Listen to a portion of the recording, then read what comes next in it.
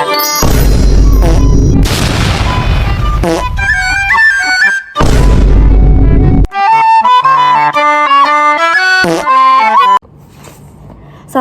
warahmatullahi wabarakatuh. Perkenalkan, nama saya Nabila Putri Maharani dari kelas 1B, Program Studi Sarjana Terapan Keperawatan. Video ini saya buat untuk memenuhi tugas mata kuliah Ilmu Biomedik Dasar dengan dosen pengampu Bapak Osep Yasir Anmunsiri, Eskep Nurse Mkep. Saya akan menjelaskan tentang struktur dan fungsi organ reproduksi pada pria dan wanita, baik eksternal maupun internal. Baik, yang pertama ada organ reproduksi wanita eksternal atau bagian luar. Yang pertama ada mons pubis. Itu yang ini. Mons pubis berperan dalam sensualitas dan melindungi simfisis pubis selama koitus atau berhubungan seksual. Yang kedua ada labia majora. Itu yang ini. Labia majora berfungsi untuk melindungi labia minor, meatus urinarius, dan introitus vagina. Yang ketiga ada labia minora. Yaitu yang ini. Labia minora berfungsi sebagai melindungi lubang vagina dan uretra dari iritasi, kekeringan, serta infeksi. Yang keempat yaitu klitoris. Yang ini.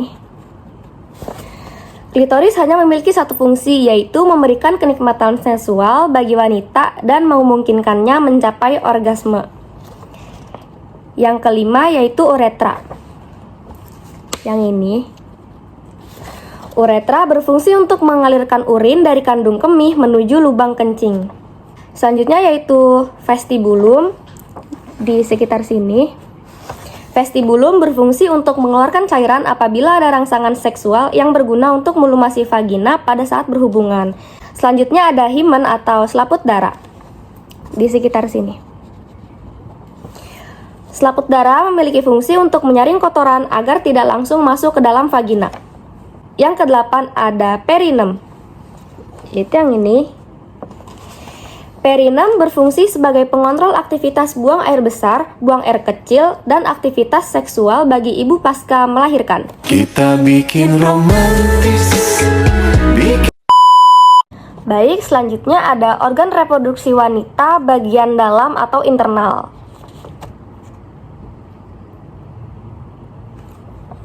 Yang pertama ada vagina, yaitu yang ini.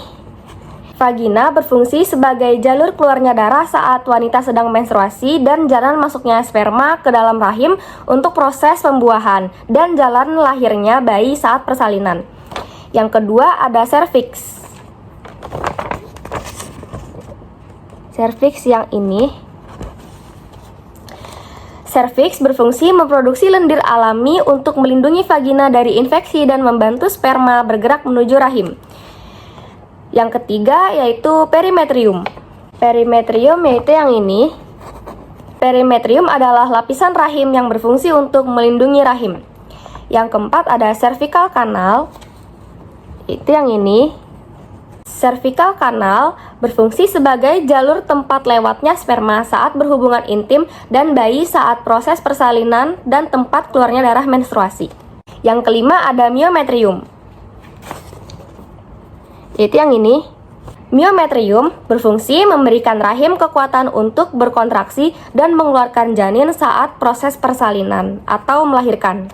Yang keenam yaitu endometrium. Yaitu yang ini. Endometrium berfungsi sebagai tempat untuk menempelnya sel telur yang sudah dibuahi. Apabila tidak dalam kondisi hamil, endometrium tersebut akan luruh dan keluar dari tubuh sebagai darah menstruasi. Yang ketujuh ada ovarium.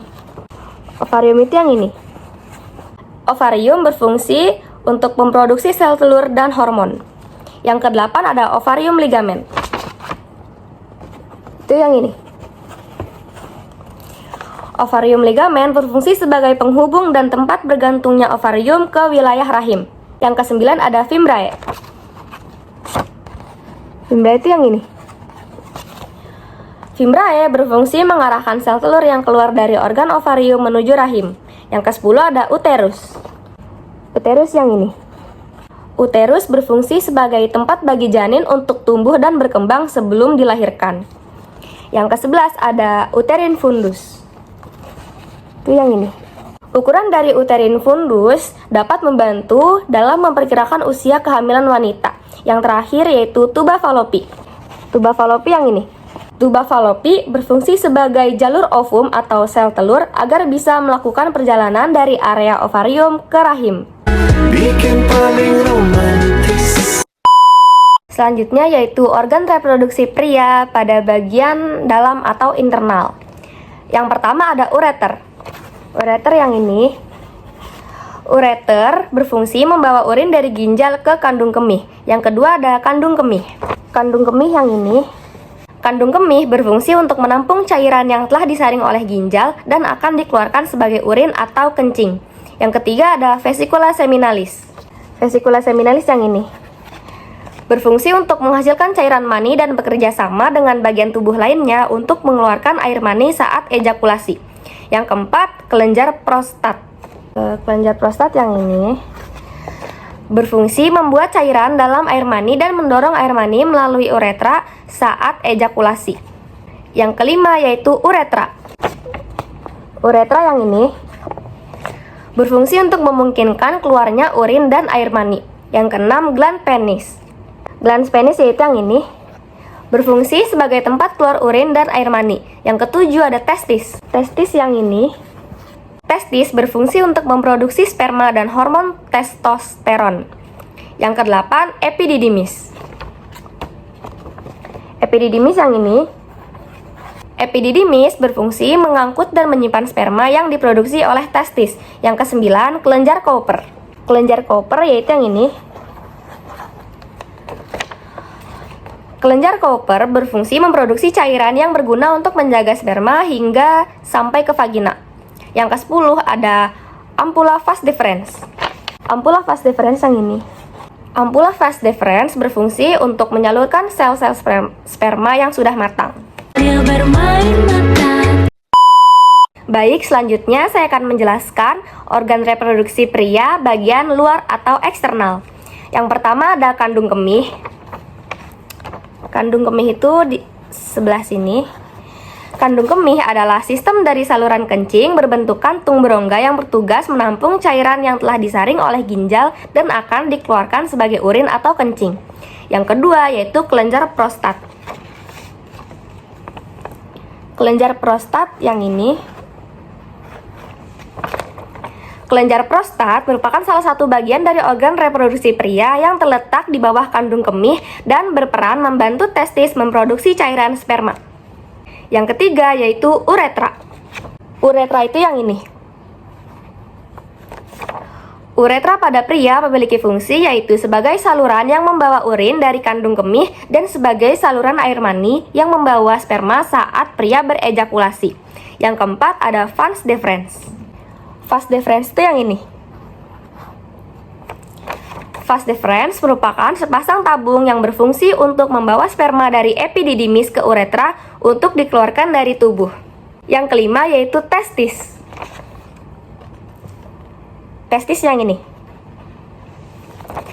Testis merupakan organ yang sangat penting dalam sistem reproduksi pria. Fungsi testis adalah memproduksi sperma dan hormon testosteron. Yang keenam yaitu skrotum. Skrotum yang ini. Skrotum adalah kantung kulit yang tergantung di belakang penis tempat testis berada. Fungsi skrotum adalah membungkus organ reproduksi yang ada di dalamnya, yakni testis beserta komponen-komponen lainnya. Yang ketujuh ada kepala penis. Kepala penis yang ini. Kepala penis memiliki lubang di ujungnya sebagai tempat keluarnya urin dan sperma.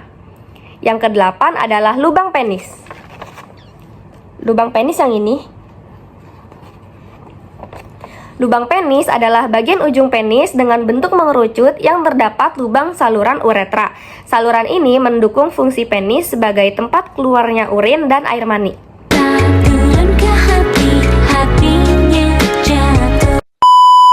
Baik, sekian pemaparan materi dari saya mengenai struktur dan fungsi organ reproduksi pada pria dan wanita, baik eksternal maupun internal. Kurang lebihnya mohon maaf. Wabillahi taufik wal hidayah. Wassalamualaikum warahmatullahi wabarakatuh.